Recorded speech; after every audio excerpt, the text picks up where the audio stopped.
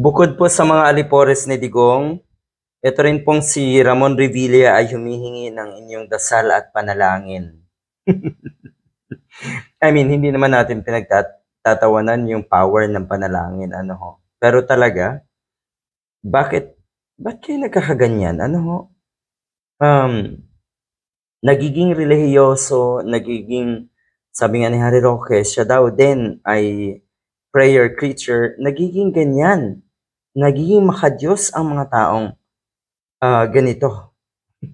Ano ba? Ginagamit niyo ba ang pangalan ng Panginoon para kayo or para isipin ng taong bayan na kayo ay mga malilinis?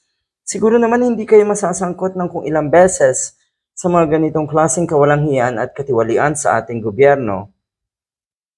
2 beses, 3 beses. Ay kung, di ba, hindi naman siguro kayo masasangkot ng ganyan karaming beses. Kung ito ay mga gawa-gawa lang. Hindi daw uurong etong si Senator Revilla nga. Dahil noon din daw ay hindi rin daw siya umurong noon. Yun naman pala. Hindi ka umurong noon. Ibig sabihin, galing na mismo sa bibig mo na hindi ito bago. Hindi ito bago sa'yo. Ang ibig sabihin ay nung una nga naniwala ang taong bayan. Nakorap ka? Ngayon pa kaya? Na kung pang ilang beses na ito, ang sinasabi, totoo yun hindi daw siya umurong noon, ngayon hindi rin daw siya uurong.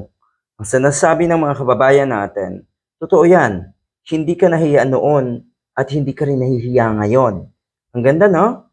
Hindi ka nahihiya noon o hindi ka nahihiya noon at hindi ka pa rin daw nahihiya ngayon. Walang kadala-dala.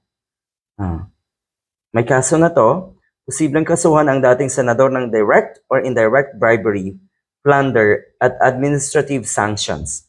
Yan ay ayon sa ICI. Paano kung isa siya doon sa mga senators nga, 2 senators daw na maaaresto bago ang Pasko, bago ang Kapaskuhan, bago ang December 15. Ayan, wala ka daw kadala-dala. Ang katotohanan, wala kang kadala-dala. Kasi ang sinasabi na ito ni Bong Revilla, nasa kanya daw ang katotohanan. Ay sige, kung talagang nasa katotohanan kayo, ay bakit nagkakaganyan? Ba't ganyan ang mga kinasasangkutan nyo? Kasi ang mga taong nasa katotohanan, lalabas at lalabas sa bandang huli na sila ay malinis, matino at maayos. Pero ang katotohanan sa inyo, Mr. Bong Revilla, wala kayong kadala-dala.